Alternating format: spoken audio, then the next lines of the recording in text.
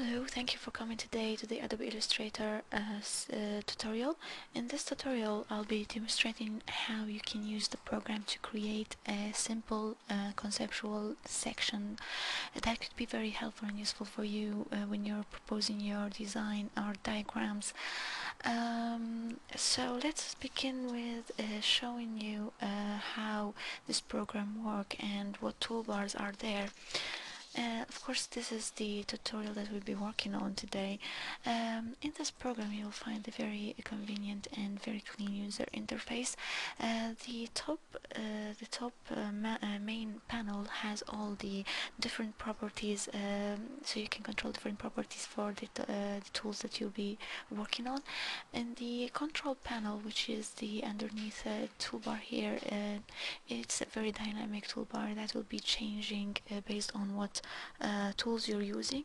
Speaking of tools, this left panel is the tools panel, and it has the different tools that we'll be selecting while we work.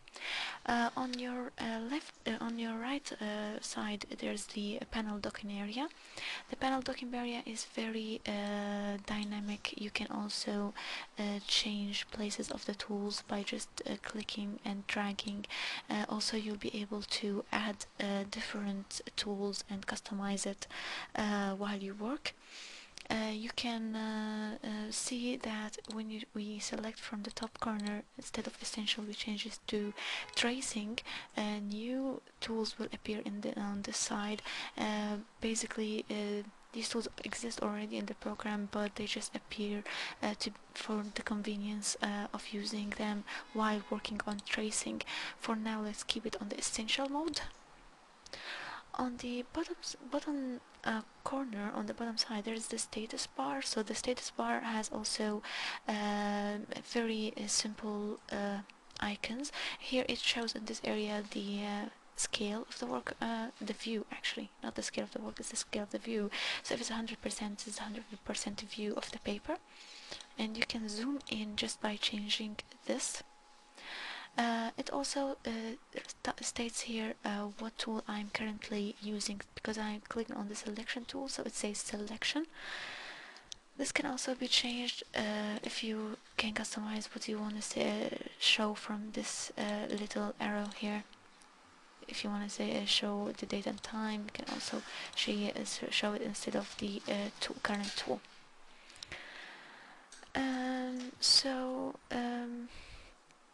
For now, let's go very quickly to the page itself. To create a new page, you do not have to close the page that you're working on. You just go to File and hit New. So if I click on New, the small window will appear, and it has lots of options. You can click the width and height of the page or the paper directly, or choose orientation, choose the unit. And from print, if you click on print, that will show you, actually not only print, all of them will show different paper sizes, but from print you can have the A4, A3 very ready for you to use, and B5, B4. However, it doesn't have the A0 and A2 and A1. You have to type in the numbers or the dimensions from this side. For now, let's go for the A3 and go for orientation landscape and click it.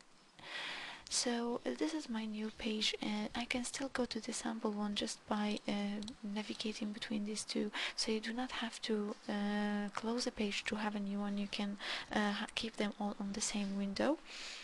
Now, if you decided to change the page dimension, you can do that either from going to File, Document Setup, and you can change the units from here and click on Edit Artboards. The dynamic control toolbar will change and show new numbers. So numbers here are for the height and width, and you can here change the orientation, and you can change the size from the preset. So from the preset, I can change to A4. If I click on selection tool, it will confirm my options here. Another way to go to the same options without going to from File, you can go from the toolbar here. It's called Artboard tool. So if I just click on Artboard tool, it will appear, and I'll be able to edit it and then I cancel, learn, or save my changes by clicking on the selection tool from above. So now, after explaining the basics, we can start working on the sample section that is right here. First of all, we'll explain the layers tool. To go to the layers, you can simply go from the docking area, panel docking area here, clicking on layers. If it doesn't appear for any reason, you can go to Windows and choose layer from here. You can hide it or make it appear, or hit F7 from your keyboard. Now the layers on Illustrator are very stackable, so you can actually create new layer or delete a layer just by selecting it and clicking new from the layer window. For now, we will need to start drawing our first section line. To draw the section line, we can rename the layer. So double clicking on the layer, it either show you the small windows where you can type it in here, or you just double click on the name of the layer from the layer window. I will name it section line and enter. Using the pen tool is very helpful for creating a freestyle line or even straight line. So one click will create the first vertex and the second click will make it follow. If you just click, it will create straight line. If you hit the shift key, the line will be very perpendicular, and if you click and keep clicking and dragging, so you'll find that you're creating an S-plan here. So you can actually shape whatever free shape you want. Basically, if you want to cancel, like to cut the line, and you can either select different, click on the selection tool or choose different tool, or hit enter, or hit escape key from your keyboard. Now on Illustrator, the artwork is all vector. Vector means that you can scale it and limited sizes, and you will not lose quality. It will not pixelate because it's not raster. If I zoom in, you can see that the lines will be always forever clean because it's using vertices. If I click on this continuous line, I'll be able to delete it just by hitting delete key. So for now, using the pill tool, let's create the section of our artwork.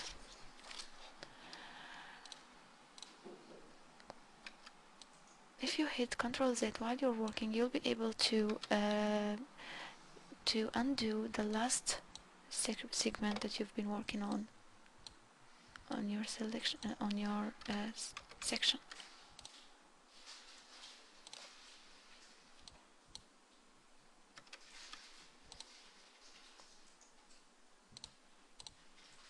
I'll create different stair steps. As you notice, I am not like relying totally on the shape.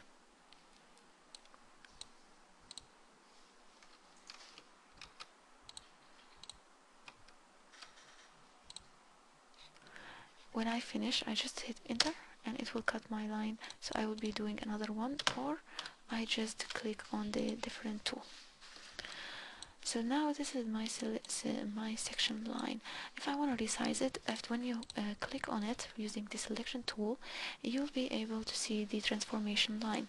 If you go to the corner, you'll be able to, and click and drag, you'll be able to scale it down or up. So if you press shift key on your keyboard, you'll be able to keep the ratio of the size of the artwork. Now if I press on the direct selection tool, which is underneath the selection tool, and select specific vertices, and you will find that the dynamic toolbar, which is the control panel, has changed, and it now shows the enter points, corners for the vertices. So if I click on this one, it will create very round corners for my artwork. and I'll be able to play around with it using the enter points. If I select more than one and I just click here, it will change it basically for all of my work. You can move the vertices one by one using the arrows on your keyboard or dragging and dropping them.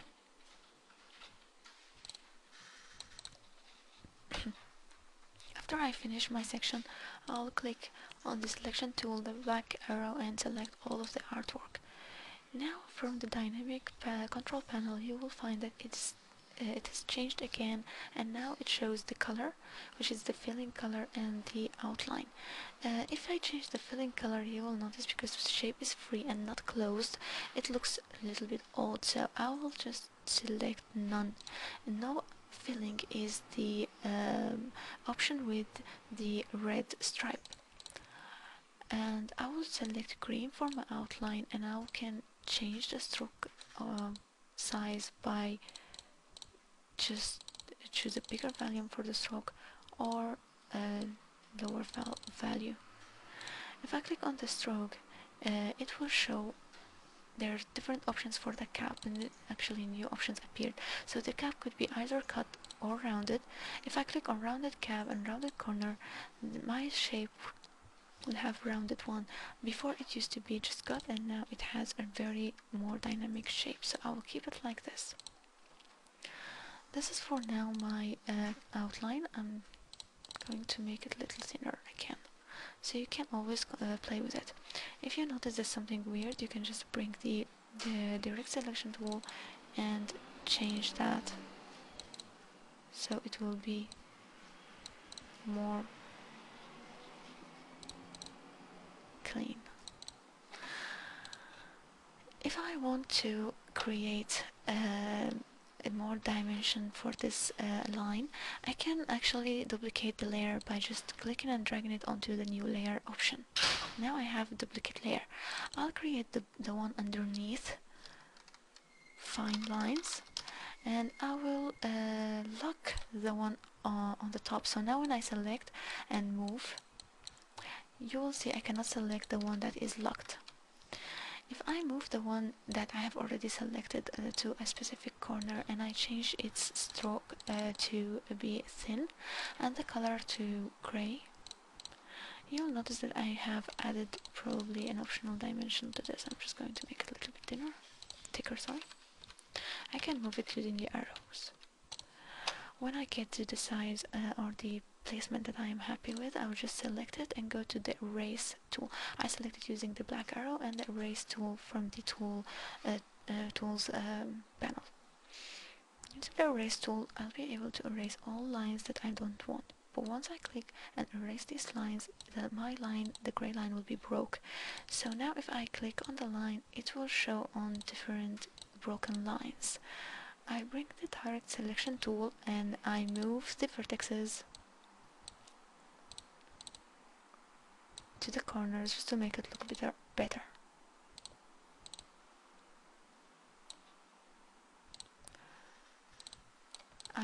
Using the pen tool again, I'm going to do the stairs. So every time I draw a line, to end and cut the line, I hit enter, another one, enter, enter, enter, enter, and the ones in between. So I'm just going to repeat. They can be a little bit messy because my aim is to have a very organic freestyle drawing. I missed one. Enter. Oh, sorry. I can move my vertex using the direct selection tool, which is the white arrow. After I finish, now I have added some dimension to my drawing. I am going to lock this layer, which is define lines, and create a new layer above that one using the create new layer option from the layers window. I will call it swing. And for now the aim is to create this small swing in the middle with the dotted line or dashed line. Using the pen tool, I will create a long line using the shift key, and this line is now straight line. When I select it using the selection tool, the dynamic panel will change, and I will be able to click on the stroke option, and I can select or check the dash line from here. When I select it, it shows the specification of how the spacing between the dashes. So you can actually change this to 5 and it will be finer. You can make it thicker line, and now you can copy it using the Alt. So pressing Alt and shifting to the right or left, you'll be able to make a copy. You can move using either your mouse or your keyboard. So I'm using the arrows on my keyboard, and I moved it a little bit. I will create another line on the bottom, but now this line took the same properties as the ones before it. So to change the properties and make it exactly like the green line, I can just use the eyedropper tool. So clicking on it and clicking on the green line, it will adopt the properties. But first you make sure that you select the line that you want to change. If I want to copy the swing and create another swing, I can select all elements of the swing and copy them using the Alt key, or to make it easier to pick it, I can select them all, and then on the right hand click, a new options will appear for new window, and I will choose group. When I create a group, now every time I click on any element of the group, it will select the whole group and I'll be able to move in it easily. So I will just click on the Alt on the group and copy it to the right side. Now I have two swings. I zoom out and zoom in on the page using the Alt key and the roll button on my mouse, or you can zoom in from the status bar, just changing the percentage of the view. Another way to zoom in is clicking on control and then plus or minus, so the control also work for zoom in. To show the hand tool, you can press on your on your space bar, and then you'll be able to drag your view to the left and right. And there's also, of course, the magnifying glass on your toolbar, which you can just use to zoom in, and then, on the right click, zoom out. So for now, the most convenient one for me is pressing the Alt key. After finishing this section, you can use again the pen tool. So when I right click to go to the pen tool and create a new layer that you can change the place of the layer by dragging it to the button, and we will call it baseline. To create a straight line, just using the pen tool, you can hit the shift key and then you have a base straight line. To change its properties to match the gray line, make sure that you're selecting the baseline and then get the eyedropper tool and one click on the gray line and it will adopt its properties. Now I can just go to the selection tool and move it and place it wherever I need to be. After finishing this, now the second step is to create the organic people in the section. To do that, I am going to lock all the layers and create a new layer. I will put it on the top, and I'll create it people. Rename it to people. Using the pen tool, I'll start drawing the body of the person. I'm going to make it very organic and shape. When I hit the selection tool, I can change this filling color to whatever color that you want it to be. I'll choose the filling as black and I will choose no outline. To create the head, I will use the shape tool. So when you right click on the rectangle here, you will find different shapes. I will use ellipse and I'll just draw the head. I can move it by going to selection and move it to the top. To create the feet, as in here, I will use the pen tool and create very organic shape for the one feet. I'll put it on its place and then using the Alt, I'll copy it. To mirror the feet, I will press on the right click on my mouse and then I will click on transform, reflect, and vertical. I can see a review. So if you hit horizontal, it will do it a different way. You can also rotate it, mirror it on a certain angle. So for now, I'll click OK. So I have now the first person here. To do this, the second, don't worry about the scale for now. To do the second person who is sitting, I'll create a body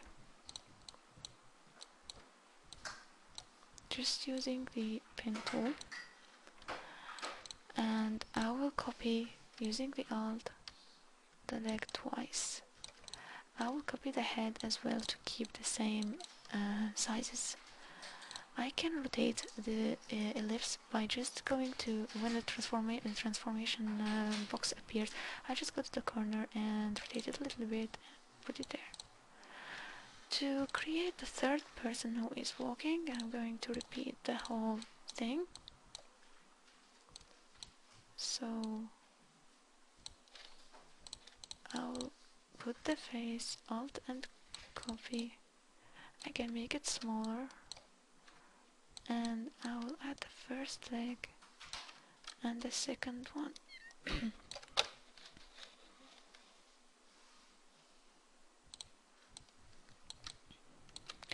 I rotate it.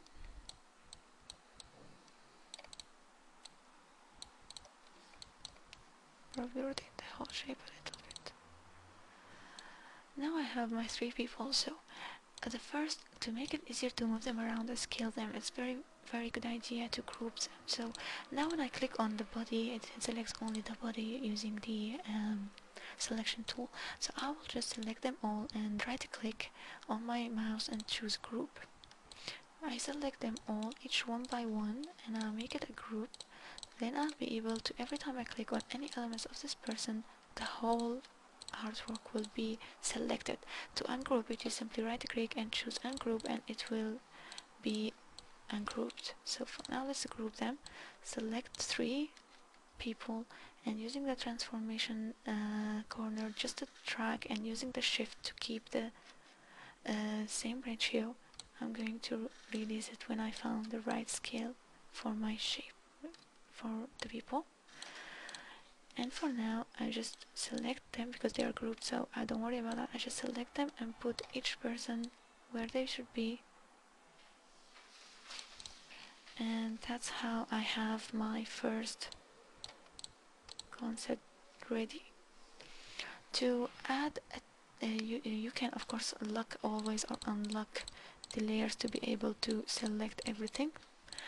To add a text, you can have another layer if you want, or you could call it text, and we will write here section. So I'll bring the text tool, one click at the bottom, and I'll write section. Now to change, for example, if you found that they don't want it to be in this size or this font, so you just select the good selection tool. If you're on this section now, selecting the whole text, and you can change the font from this part. You can choose also the size, and if you want to make it all uppercase, you just go to type, change case, uppercase. You have uppercase, lowercase, title case, or sentence case. So title case will only capitalize the first letter, while if you go to uppercase from type, of course, it will make it all bigger. You can either change the scale from this, or just hitting the shift key so you make sure it's all scaled on the same scale. So I hope you like it. This is now ready. You can just save it.